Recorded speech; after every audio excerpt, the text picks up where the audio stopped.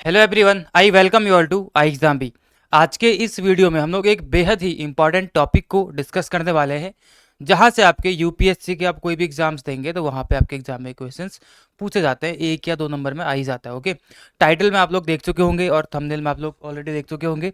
हमारा ये टॉपिक आपके यूपीएससी के एग्जाम्स के लिए, चाहे आप वो ईपीएफओ, एपीएफसी, ईओ दें, या फिर आप ईपीएफओ एसएसए एग्जाम्स दें, या फिर कोई भी एग्जाम आप देंगे, तो वहाँ पे ये आपके लिए इंपॉर्टेंट हो जाता है। ओके, आज का हमारा टॉपिक क्या रहने वाला है? एंशियंट और मेडिवल इंडिया हिस्ट्री जब हम लोग पढ़ते हैं तो वहाँ पे ही रहता है फॉरेन ट्रैवलर्स, कि ये फॉरेन ट्रैवलर्स किसके शासनकाल में भारत आए थे, इनके कोई इंपॉर्टेंट काम जो कि अभी तक याद किए जाते हैं, ऐसे कुछ चीज़ों को यहाँ पे डिस्कस किया जाता है।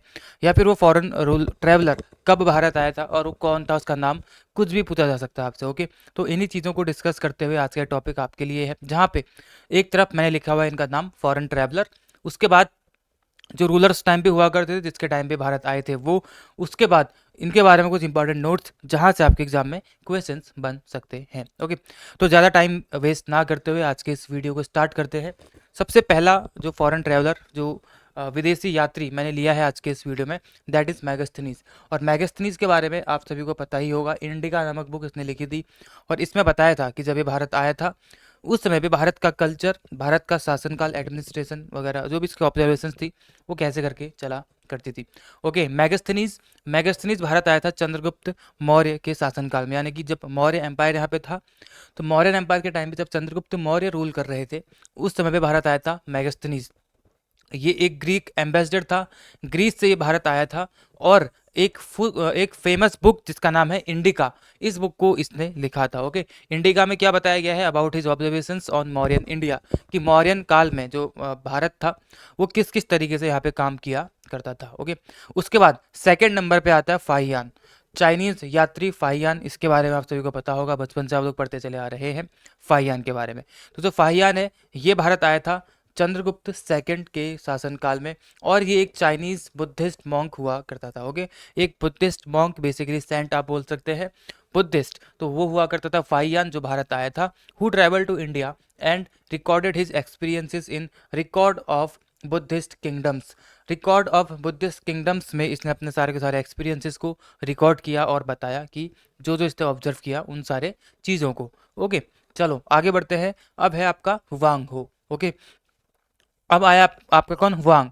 वांग अगेन कहाँ से आया था? ये भी चाइनीज ट्रेवलर हुआ करता था, जो कि हर्षवर्धन के शासनकाल में भारत आया था। Okay, Harshavardhan, Chinese Buddhist monk who visited during Harsha reign and documented his journey in great Tang records on the western regions. तो ये किसके शासनकाल में भारत आया था वांग?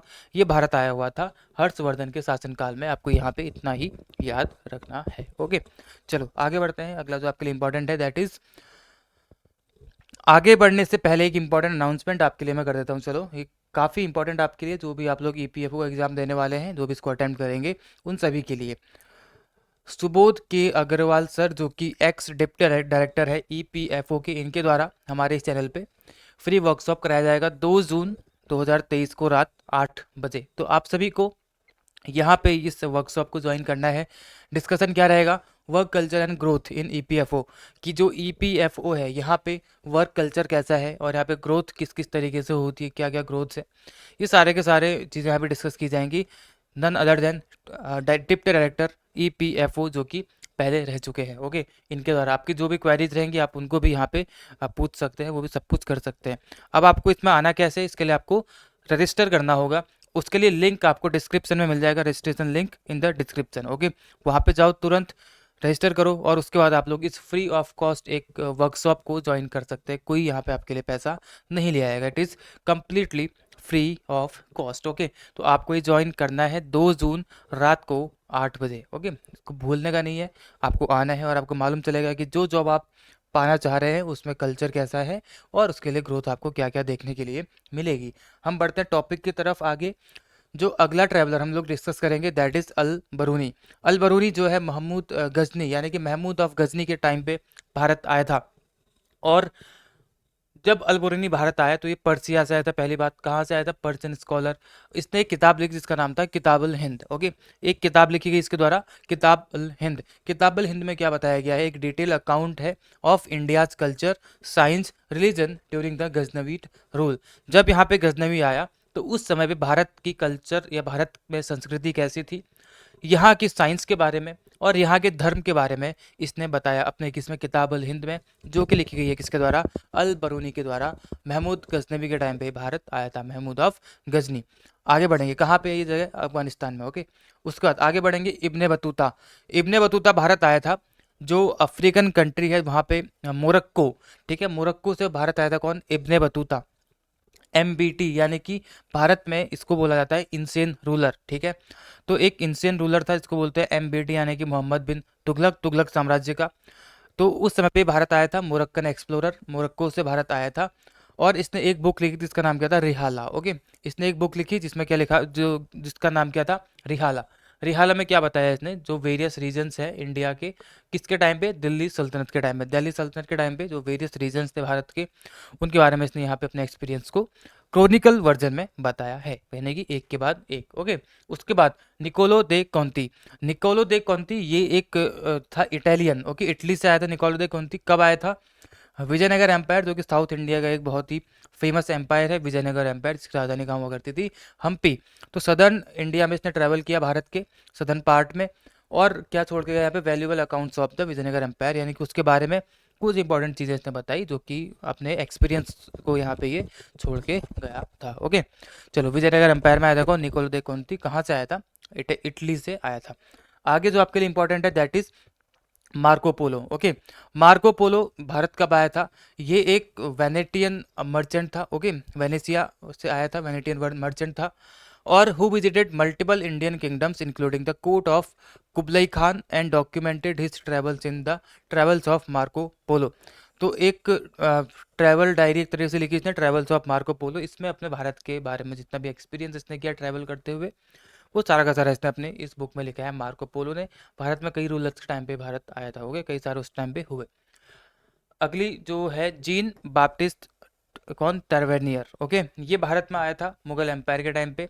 फ्रेंच मर्चेंट, फ्रांस का ही एक मर्चेंट हुआ करता था, व्यापारी हुआ करता था, जो भारत आया था किसके शासनकाल में? शाहजहां के शासनकाल में आया था। ओके, शाहजहां के शासनकाल में आया।